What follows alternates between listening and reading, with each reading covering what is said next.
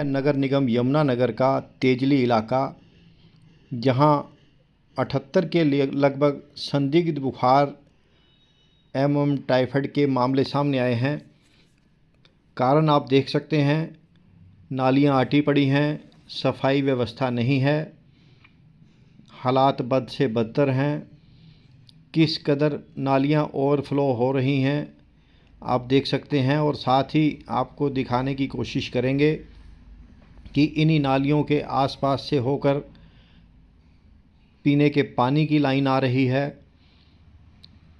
जो बीमारी फैली है उसमें कहीं ना कहीं दूषित पानी का मुख्य रोल है। स्वास्थ्य विभाग के अधिकारी बता चुके हैं कि इसमें दूषित पानी की वजह से ये दिक्कत आई है। अभी हम आपको दिखाते हैं, ये देखिए पीने के पानी की लाइन उसी नाली के ऊपर से होकर गुजर रही है। लोगों से सुनते हैं। हाँ जी, क्या हुआ आपको, क्या दिक्कत है? बस मैं थोड़ा सा बुखार चला था, लेकिन अब मजदूर आदमी है, अभी काम पे तो करना पड़ा जी। जैसे गर्मी बढ़ रही तो गर्मी बढ़ते बढ़ते बुखार बढ़ गया। थोड़ी बहुत दवाई लेकर चलता रहा है ऐसे ही। मैं कहा चलो, पहले बच्चे बीमार हो गए थे, सारे पूरी फैमिली बीमार थी जी मेरी पूरी। एक भी बच्चा घर का, मतलब मिसेज मेरी और तीनों बच्चे और मैं, कोई भी ऐसा नहीं है जो मैं घर में ठीक न हो, सारे बीमार हैं जी। ये थोड़े थोड़े अब ठीक है बेचारे, लेकिन मेरी तबीयत अब ज्यादा खराब है।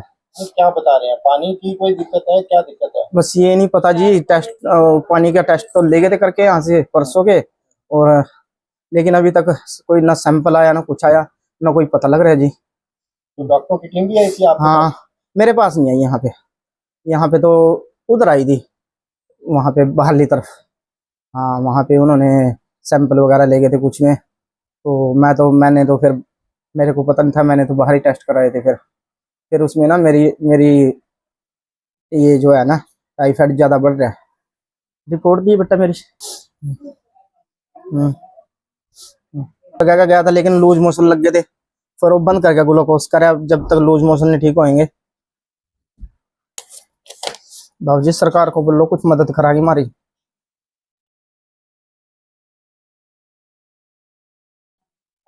क्या नाम है आपका? उमेश जी। और क्या दिक्कत हुई थी आपको? सर मेरे को बुखार आया पहले, फिर मेरे टांगों से नहीं खड़े हो गया। फिर डॉक्टर पे गए, डॉक्टर ने मतलब पहले दवाई दी, आराम नहीं पड़ा। फिर टिक्के लगाए, करे 5 टिक्कों का कोर्स है, फिर भी नहीं आराम पड़ा। फिर ग्लूकोज लगाया उसने 5-6 बोतल। फिर भी कारण क्या है, यहाँ क्या दिक्कत क्यों आ रही है? कारण तो पता नहीं, भी पानी की दिक्कत है जी, क्या कारण है, कोई वायरल है, कोई कारण पता नहीं लग रहा है जी। अरे बीमार है। क्या आपका? गुरनाम। क्या दिक्कत आ रही है यहाँ पे लोगों को? यहाँ तो जे बुखार आ सब जे टेस्ट करवा टाइफाइड मिला, ये भी पड़ा बेचारा 1 हफ्ते तक रही। क्यों हो रहा है ऐसा, क्या कारण? ये क्या पता भी क्या रहे, तो भगवान जाना जी, या तो हमें पता होगा, तो हम डॉक्टर लोग हैं। नहीं, कोई पानी की लीकेज भी है, गंदा पानी भी आ रहा है यहाँ? बस कुछ पता नहीं है जी हमें तो, पानी की वजह से रहा या वैसे मच्छर की वजह से। कितने लोग हैं बीमार यहाँ पे?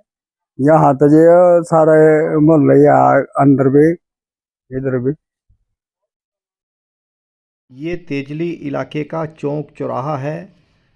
यहाँ देख सकते हैं हालात बद से बदतर हैं। यहीं लोग बैठते उठते हैं। सफाई नहीं होती तो सफाई भी स्वयं करते हैं। काफ़ी दिनों से इस तरह की दिक्कत आ रही थी। उसके बाद स्वास्थ्य विभाग की टीम ने दौरा किया है। दौरा करने के बाद सैंपल भी लिए गए हैं। 2 जगह से लीकेज का पता चला, उसको दुरुस्त कर दिया गया है। सुनते हैं और लोगों की जुबानी। कृष्णलाल। क्या दिक्कत आ रही है? बुखार है जी, बस सारों को बुखार हो रहा है, एक बार थे। कितने लोगों को बुखार हो रहा है? हमारे ये 3 लड़कों ने बुखार हो रहा था जी। 2 तो कुछ आराम है, और अभी एक ना और हो रहा। क्या कारण बता रहे हैं, क्यों हो रहा है बुखार? अब कारण पता नहीं चल रहा क्या है जी, कोई पता नहीं चल रहा। पानी का गंदा पानी है या? मेरा तो ऐसे ही लगा भी शायद पानी में कुछ कमी हो। यहाँ हमारे एरिया में तो सबका घर सबका बुखार है जी। 2-2 3-3 तो पड़े ही हैं जी घर में। ये भी उल्टियां लग रही थी ना, भी मैं यहीं से लेकर आया तो दवाई अभी इसकी। आज हॉस्पिटल की बंदी में उल्टियाँ की वजह। क्या नाम है आपका? प्रदीप। क्या दिक्कत हुई थी आपको? बुखार ही हुआ था, कितने दिन रहा होगा? 2-3 दिन रहा। तो यहाँ टीम भी आई, सैंपल सैंपल भी लिए आसपास में? हाँ लिया था। क्या बता रहे हैं, कारण क्या है? अभी तो कोई रिपोर्ट तो आई नहीं। अभी पानी में दिक्कत है कुछ। संत क्या दिक्कत हो रही? बुखार, छाती जाम है, मेरा गला यहाँ तक जड़ों जख्म मेरे है। और किस किस को हो रहा?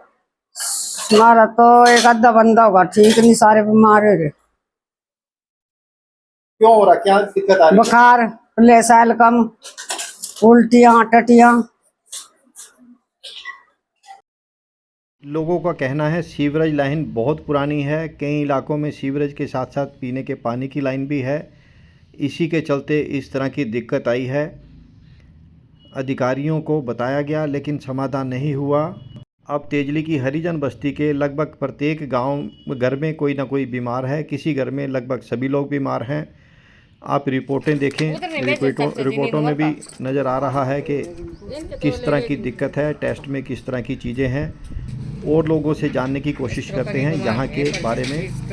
ये है इसके जो पाइपलाइनें वगैरह हैं और सीवरेज हैं, दोनों लाइनें इकट्ठी हैं। सीवरेज का पानी लीक होके पीने वाले पानी में चला जाता है। जब पीने वाले पानी में जाएगा तो एक्चुअली लोग बीमार तो होंगे उससे। और इसके लिए हमने कमेटी में कई बार रिटर्न में लिख के भी दे रखा है, कमेटी के पास गए भी हैं। कमेटी वाले इसके कोई बात नहीं करते, वो कहते ही देख लेंगे, हो जाएगा।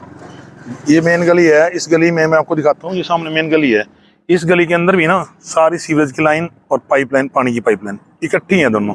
और सीवरेज हर रोज 1 या 2 खड्डे हो जाते हैं। तो इससे नॉर्मली सी बात है, जब पीने के पानी में मिक्स होगा वो तो बीमार तो होंगे लोग। इसके सैंपल भी ले जा रहे हैं। हमारे गांव में तो पूरा हरिजन बस्ती है, मेरे ख्याल ऑलमोस्ट सभी बीमार हो गए बेचारे।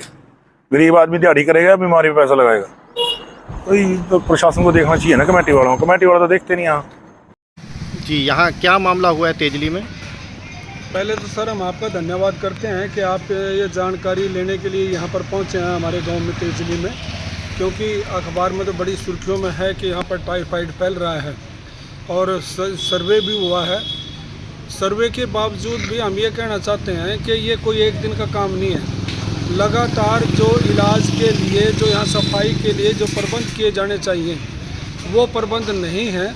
और दूसरा एक बात कहना चाहते हैं, ये जो पानी है, जो पानी जो टंकियों में आता है, अब इसकी सफाई के लिए, क्योंकि जो टंकी का पानी यहाँ पर आ रहा है, कई जगह से पाइप टूटे हैं और गंदा पानी भी टंकियों में जा रहा है, तो इसकी तरफ भी कोई प्रशासन का ध्यान नहीं है। और असली बात तो ये है कि सरकार लगातार शिक्षा और स्वास्थ्य में बजट घटा रही है। हमारी जो CHC PHC हैं, ये तो सरकारी तौर पर नाम मात्र की रह गई हैं। बाकी तो प्राइवेट हॉस्पिटल, आजकल जो पैसे वाले लोग हैं उनको इलाज वहाँ पर मिल जाता है, और गरीब जो जनता है वो बेचारी तड़पती रहती है। ना सरकारी हॉस्पिटल में इतना प्रबंध है, इलाज है, और ये PHC CHC तो हैं ही। तो हम ये कहना चाहेंगे कि शिक्षा और स्वास्थ्य की जिम्मेवारी सरकार की बढ़ती है और सरकार लगातार इस पर बजट घटा रही है, जिसकी वजह से बीमारियां फैल रही हैं। इसके साथ एक बात और है, पहले सरकार ने ध्यान दिया, लगभग 1991 से पहले सरकार ध्यान देती थी। छिड़काव होते थे मच्छर मारने के लिए या उसके लिए भी बाकायदा ट्रेंड स्टाफ आता था। लेकिन अब ट्रेंड स्टाफ की बजाय आशा वर्कर्स इनको लगा दिया, जो एक सोशल वर्कर के तौर पर इनको कहा जाता है। जब इनको पूरा वेतन नहीं दिया जा रहा है तो या तो इनको भी पूरा वेतन दिया जाए, ताकि ये भी एक मतलब जिम्मेवारी से पूरा कार्य कर सकें। तो हम ये कहना चाहते हैं सरकार को, शिक्षा स्वास्थ्य की जिम्मेवारी सरकार की बनती है, तो इसके लिए सरकार प्रबंध करे, बजट बढ़ाए और कर्मचारियों की भर्ती करे। जब तक कर्मचारियों की भर्ती नहीं होगी तो इस प्रकार टोटकों से काम नहीं चलेगा। और ये जो स्वास्थ्य शिक्षा का जो निजीकरण किया जा रहा है, ये देश के हित में नहीं है, जनता के हित में नहीं है, इस पर रोक लगनी चाहिए। धन्यवाद। धन्यवाद जी आपका। हम तो ये कहना चाह रहे जी, जो मतलब ये नहीं कि यहाँ पे बीमारी का कारण बढ़ रहा है, सबसे मेन कारण तो ये है अभी नालियों गलियों की कोई सफाई नहीं है। हम इस बात को बहुत दिनों से आवाज़ उठा रहे, पर सरकार का हमारी जो है कोई भी मतलब यानी कि ध्यान नहीं है। दिन पे दिन छोटे बड़े बच्चे यहाँ भी नाली में, हाल देखो क्या हो रहा है हमारा यहाँ पे गाँव के अंदर। सबसे ज़्यादा तो मेन इनकी नाली में निकासी का पानी नहीं है, और पानी रुक जाता है, उनमें मच्छर ये जो है डेंगू वगैरह या और भी कोई मच्छर जैसे भी हैं, यहाँ बच्चे खेलते हैं, उनको काटते हैं तो बीमार होते हैं। सबसे ज़्यादा बीमारी का कारण ये फैल रहा है। और हम तो यही कहेंगे सरकार से कि इस बात पे ध्यान दिया जाए इसको, ताकि बीमारी दूर हो। और जो इस बात पे नहीं ध्यान देंगे तो प्रतिदिन बीमारी बढ़ती ही चली जाएगी और लोग बीमार होते चले जाएंगे। देखिए, मैं जिला स्वास्थ्य अधिकारी और निगरानी अधिकारी के पद पे यहाँ तैनात हूँ, तो उसके मद्देनज़र रखते हुए जैसे ही हमें कोई भी इन्फॉर्मेशन इस तरह की आउटब्रेक की हमें मिलती है, तो जो हमारी रैपिड रिस्पांस टीम जो ऑलरेडी गठित है ज़िले में, वो हरकत में आती है और तुरंत ही जो अफेक्टेड एरिया है हम वहाँ पे तुरंत पहुँचते हैं। मेरे द्वारा भी वहाँ पे मंगलवार को जैसे हमें पता लगा 29 तारीख को, तो मैं टीम के साथ वहाँ पे जाके मैंने वहाँ पे दौरा किया और घरों में लोगों से बात करी और जो ब्लड के सैंपल नमूने हैं वो जुटाए और लोगों को जागरूक किया और स्थिति का वहाँ पे जायज़ा लिया।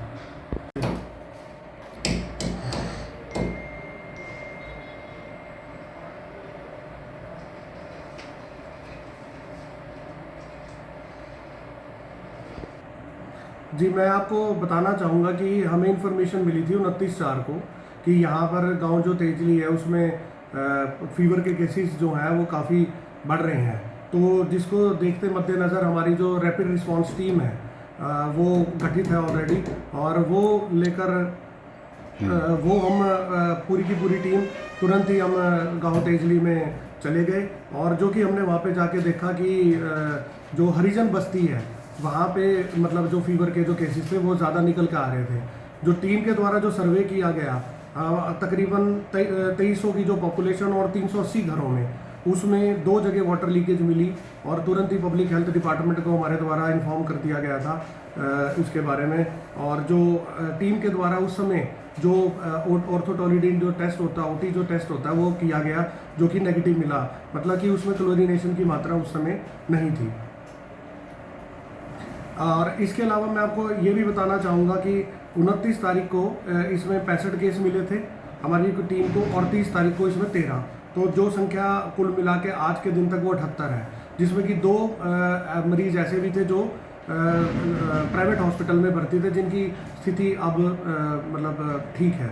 और टीम के द्वारा आप ये मानिए कि 40 ब्लड सैंपल हमारे द्वारा लिए गए थे, जिसमें hepatitis A, hepatitis E, scrub typhus, leptospirosis और जो टाइफाइड और जो एंटेरिक फीवर के लिए जो ब्लड टेस्ट होते हैं और CBC वो हमारे द्वारा हमारी DPHL लैब में अभी जो है वो टेस्टिंग में लगे हुए हैं। इसके अलावा जो 11 बैक्टीरियोलॉजिकल टेस्ट भी हमारे द्वारा जो पानी दूषित पानी का था उसके सैंपल भरे गए थे, उसकी भी रिपोर्ट अभी हमारी DPHL लैब में पेंडिंग है। जी, आज भी जो हमारी जो टीम है वहाँ पे हमारे द्वारा जो कैंप लगाया गया है वो आज भी कैंप है वहाँ पे, जो हमारे डॉक्टर्स हैं, टीम्स हैं, पैरामेडिक्स हैं, वो वहाँ पे आज भी अपना काम कर रहे हैं और स्थिति अभी फ़िलहाल नियंत्रण में है। जो पानी की लीकेज थी वो ठीक कर दी गई थी और उसमें अब पर्याप्त मात्रा में क्लोरीनेशन भी चल रही है। मरीजों की जो संख्या पहले दिन थी वो दूसरे दिन घट के 13 रह गई थी और आज अभी तक जो पता लग रहा है कि अभी तक कोई नया केस अभी फ़िलहाल उनको नहीं मिला।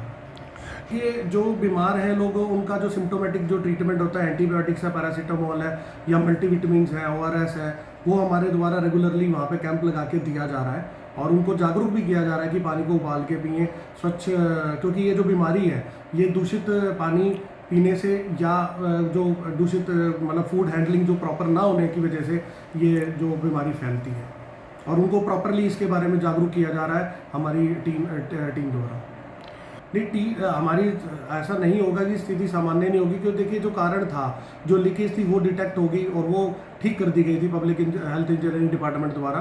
पानी बिल्कुल साफ़ मिल रहा है अब, तो अब लगता नहीं है कि इसमें कोई इशू आएगा या आगे केस में बढ़ोतरी मिलेगी और फिलहाल जो स्थिति है वहाँ पे नियंत्रण में है और ज़्यादा लोग वहाँ पे ग्रस्त नहीं हैं।